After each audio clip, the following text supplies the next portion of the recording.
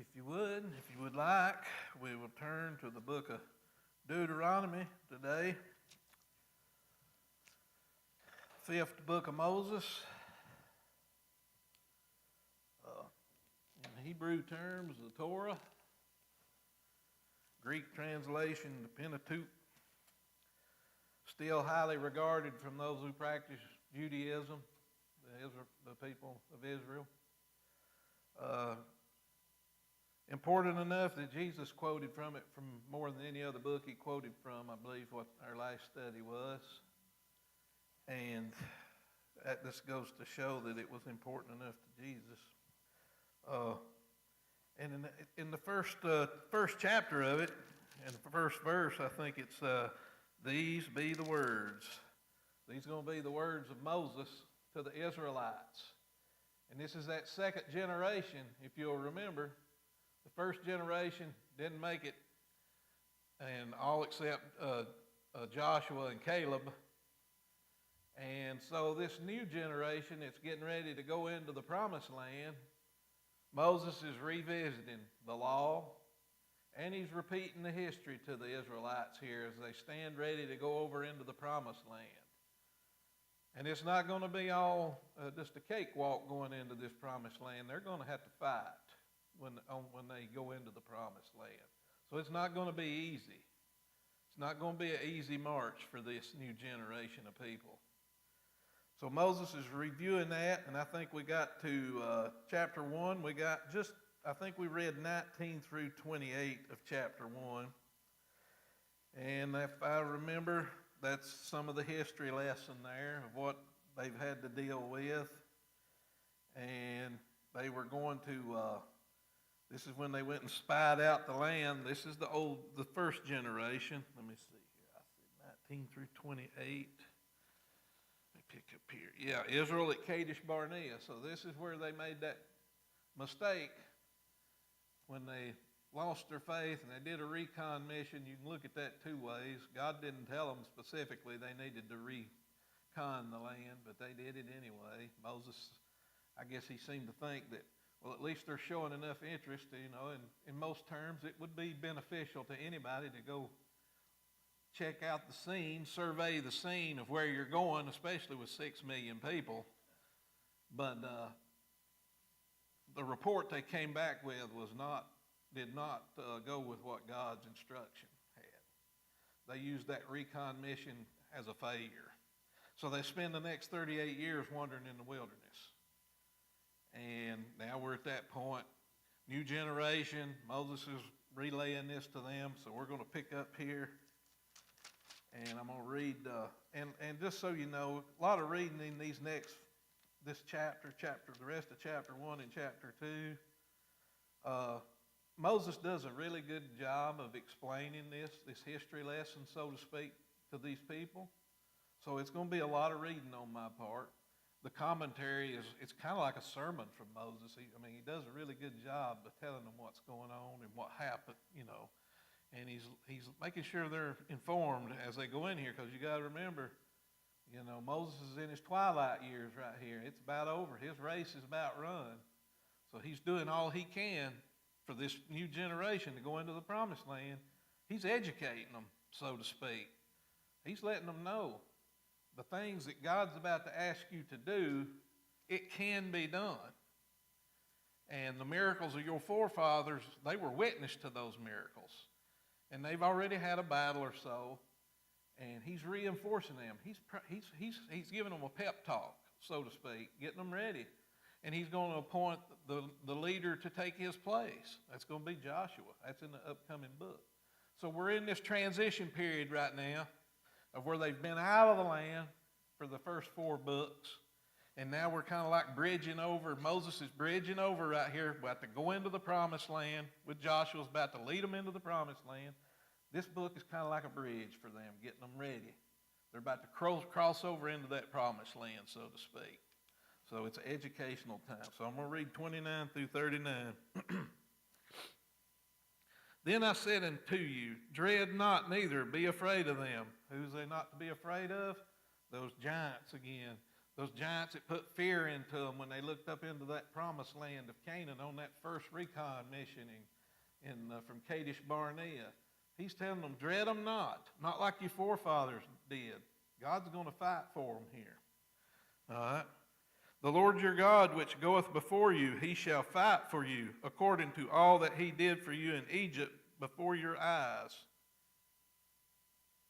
The miracles God performed at Egypt and beyond. They were witness, saw it with their eyes. Your forefathers saw this. They should have known this. And you can have comfort in knowing that God can perform the same miracles going into this promised land as he did when he led them out of Egypt. That's what he's telling them. The Lord your God, okay, and 31. And in the wilderness, where thou hast seen how the Lord thy God bare thee as a man doth bear his son, in all that way that ye went until ye came into this place. Now, from all that time from Egypt, that time spent from Mount Sinai into the wilderness, who provided for those people? Who supported them like a father does his son? Who never forsook them? God took care of them. God got them from point A to point B through all of that. Now, through their own unbelief and some big mistakes that they made, they suffered the consequences. Yes, there was people who passed away. They died, and it was because of their own failures. You know, God would have took care of all of them. Nobody would have ever passed away had they done what they were supposed to do all the way through, but they didn't. So that's how we got. And unfortunately, you know, when God told them, your failure at Kadesh Barnea to go on into that land, this first generation, you are not going to make it. Your children will make it, but you're not going to make it. It was because of their unbelief and their failures that they made is like worshiping idols and trying to overthrow Moses when he was in charge. You start adding them up, a lot of people passed away because of their unbelief and their failure to follow God's rules is what happened. That's why that generation didn't make it. All but save Joshua and Caleb, all right? Yet in this thing ye did not believe the Lord your God, who went in the way before you to search you out a place to pitch your tents in fire by night to show you by what way ye should go, and in a cloud by day. God was there with them every step of the way. Fire by night, cloud by day. If that wasn't enough miracle for them, nothing's going to be. That generation, man, they had issues. That Egypt was in them. They got out of Egypt real fast, but they never could get Egypt out of them. They were doomed, and it's just the way it went. But anyway, and the Lord heard the voice of your words and was wroth and sware, saying, remember when they were complaining in their tents? God could hear these people. Even when they went into the tents complaining about the manna and the wandering around in the wilderness, and they said, oh, God's just dragging us through the woods and we're going to die. I wish we was back in Egypt. You know, they weren't out standing around a lot of times proclaiming this. If we go back to some of the scripture, I think we could go back and see there where God heard them murmuring in the tents. God could hear these people wherever they was at, wherever they thought they was hid, whatever kind of conversation they had, God was hearing it. And they suffered the consequences for it. And not to mention when they murmured, a lot of times I'm sure you could see the way they acted. Their actions probably reflected what was really in their hearts when they were in their tents talking. All right.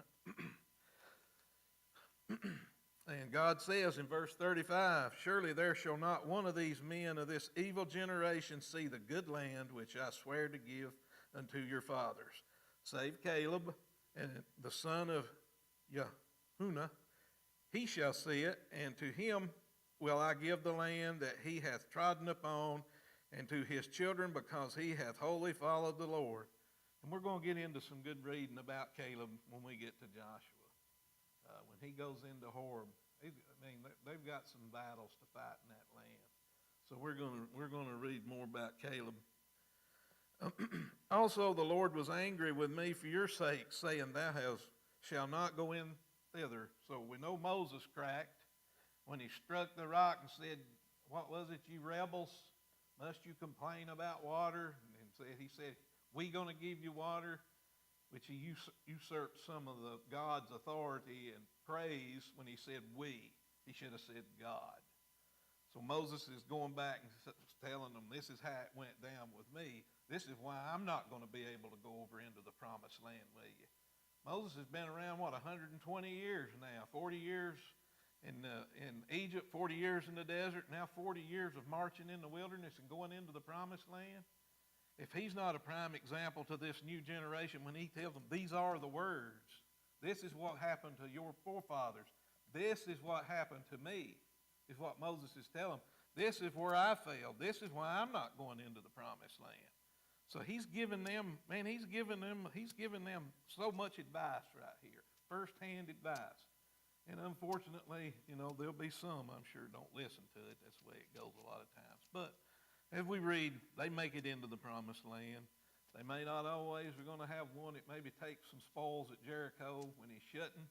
There are going to be some that make failures when they go into that promised land. There are going to be some for sure. But Joshua and Caleb, they're going in, and it's a good story for them. I can't wait to get there. All right, so Moses says, and the Lord was angry with me for your sakes, saying, thou also shalt not go thither, but Joshua the son of Nun, which standeth before thee, he shall go in thither. Encourage him, for he shall cause Israel to inherit it.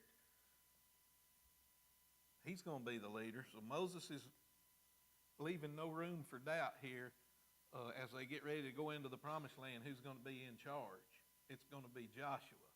So there shouldn't be nobody trying to usurp power or be the one in charge at this. He's saying Joshua, because he come back 38 years ago and said we could have took it then. So him and Caleb's the only ones that had to face, so he's going to be the one the legion's in there. There ain't nobody in that camp has the credentials, if you ask me, that Joshua or Caleb, either one, have.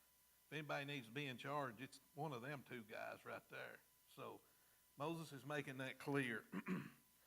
Moreover, your little ones, which ye said should be a prey, and your children, which in that day had no knowledge between good and evil, they shall go in thither, and to them I will give it, and they shall possess it. Now don't get confused a little bit. This kind of confuse your reading, but he's talking about their forefathers, the ones that he's the audience to now. The ones that now he's talking to are those children, because their parents are the ones that murmured in the tents and said, God is going to wander us in the wilderness, and we're going to starve to death, and our children's going to die. But God didn't do that. He said, you're not going to make it, but your children are going to make it. So that's where we're at here. Moses is revisit this whole section of history with these people moving forward. All right. Now I'm going to read 40 through 46. But as for you, turn you and take your journey into the wilderness by the way of the Red Sea. Then ye answered and said unto me, we have sinned against the Lord. Now this is that first generation. Don't get confused. He's talking about this first generation. Said you're going to go into the wilderness because they failed at Kadesh Barnea. They didn't go into the land like they were supposed to. So what does these people, these men, in their infinite knowledge and of everything, they think they can fix things right here, what they're going to do. They feel bad now. So what's going to happen? They're going to go up on this mount, and they're going to wage war with these people, and we're about to see what happens. This was not a battle ordained by God. This was something that this first generation, once they realized they had messed up, they thought, well, we're going to do something and make things right with God. We're going to go win this battle. Except Moses ain't going with them, number one. And they ain't taking the ark with them. And God did not tell them to take this battle on. Actually, Moses told them not to go when we get here. So they're doing what they've been told not to do. So they're trying to do something of their own will to change God's will, is what they're trying to do. They're trying to use their own knowledge and their own wisdom and their own physical ability to wage a war or anything else they do. But it's going to be contrary to what God tells them. So we're going to see what happens as the end result. Then ye answered and said, we have sinned against the Lord, and we will go up and fight according to all that the Lord our God commanded us. And when ye had girded on every man his weapons of war, ye were ready to go up into the hill. And the Lord said unto me, say unto them, go not up, neither fight, for I am not among you. lest ye be smitten before your enemies. So what we just said there, God warned them, I'm not with you. I'm not telling you to fight this battle right here. So, so I spake unto you, and you would not hear, but rebelled against the commandment. So right here, the rebellion, they did right what God told them not to do. A commandment of the Lord, and went presumptuously up into the hill. That's of their own thinking, man. They thinking so much of themselves that we're going to make things right with God, so we're going to go up here and fight this battle. And he's already told us not, but we're going to win. We can do it ourselves. Then God, God will be okay with it. And the Amorites, which dwelled in that mountain, came out against you and chased you as bees do, and destroyed you in Seir, even unto Hormah. I got to go 2 more verses. So we see what the end result of them going up and fight this battle of their own accord, what that ended up in. It's a pretty good way to show that they were whipped really bad if they go running like they were after bees was after them. I mean, it really gives you a good visual of thinking how bad this was for them, that they run like cowards away from this. And ye returned and wept before the Lord, but the Lord would not hearken to your voice, nor give ear unto you. So ye abode in Kadesh many days, according unto the days that ye abode there. All right, so that battle ended up bad. So here we are still at Kadesh Barnea, but we're going to have to eventually get moving on with the Israelites, going on up and traveling north. And as you saw there in Seir, we're about to go up into that. We're at the southern end of what we call modern day Israel. We're going up in the east side of the Jordan, the Dead Sea and all that, Moab, and that's where we're headed, up that east side of the Jordan over there. And if you'll remember, some areas God told them, you're going to have to seek permission or go through, and there's going to be some fighting in some of it. So that's just a highlight, but we're going to get there. So our history lesson continues here in chapter 2. This is going to be Israel's journey from Kadesh to Moab. And that's where they are currently when our last study was, as they were sitting in the plains of Moab getting ready to go over into the promised land, and they got to cross that Jordan River to get over in there, that barrier, so to say. And highlight here, they would have been here 38 years ago had they went into the land. And we're going to read here in this chapter some more about giants, and also how one man and his descendants were able to defeat giants. And the Israelites should have known this in the past. So, but anyway, I'm going to read 1 through 7. Chapter 2. Then we turned and took our journey into the wilderness. So here we had, that war was a mess. God's done told them they ain't going to make it. And so you just imagine how they feel at this time. Anyway, then we turned and took our journey into the wilderness by the way of the Red Sea, as the Lord spake unto me, and we compassed Mount Seir many days. And we're getting into that land, that Mount Seir, that's going to be Edom. And Edom was a land founded by Esau, if you'll remember, the brother of Jacob. And we're going to see that he's been allowed to live. He was trying to think of a good word for character that Esau was. And he was the firstborn. He should have got the blessing from his father Jacob, but their mother tricked Jacob, and the mother tricked Isaac, and then Jacob ended up with the blessing, and Esau ended up in the mountains, and he was mad, and but God is still, even at this point, God had in a way blessed Esau. In a way, I know he married a bunch of women from the mountain, the Canaanite women, those in that. He didn't marry one then like Isaac told him he should. But there's still a little protection there from God because he's still here in this land of Edom. And God don't just go in and wipe them out, is what I'm trying to tell you. Like he's going to wipe some of the people out as we go over into the promised land. So, but anyway. All right. And the Lord spake unto me, saying, ye have compassed this mountain long enough, turn you northward. So, like I said, we're south of Israel. We're heading north from Kadesh Barnea. And we're not going in what they would call the King's Highway. That would have been the most direct route into Israel at that time. Believe it or not, they had travel routes back then. It had been well established for many years. And one was the King's Highway. That was a trade route. And that would have been the most direct, easy route into the Promised Land. But of course, they're not going to get to go that way. And we're going to read that. So we're going to end up in the plains of Moab, east of what we'd call modern day Israel. So, and command thou the people, saying, ye are to pass through the coast of your brethren, the children of Esau. This is around Mount Seir, Edom, which dwell in Seir, and they shall be afraid of ye. Take ye good heed unto yourselves, therefore. Meddle not with them, for I will not give you of their land. Like I was saying, they're descendants of Isaac and Esau. All right? Not so much as a foot breadth, because I have given Mount Seir unto Esau for possession. So even Esau, with all of his shortcomings and not being the man that Jacob was, his brother, God has still provided for him and give him this land for his possession at this time. All right? Ye shall buy meat of them for money that ye may eat, and ye shall also buy water of them for money that ye may drink. For the Lord thy God hath blessed thee in all the works of thy hand. He knoweth that thou walking through this great wilderness these 40 years, the Lord thy God hath been with thee. Thou hast lacked nothing. All right. So God's instructing them. You're not going to take nothing from Esau. You're going to buy the food or whatever you need, the water you use. And think about that.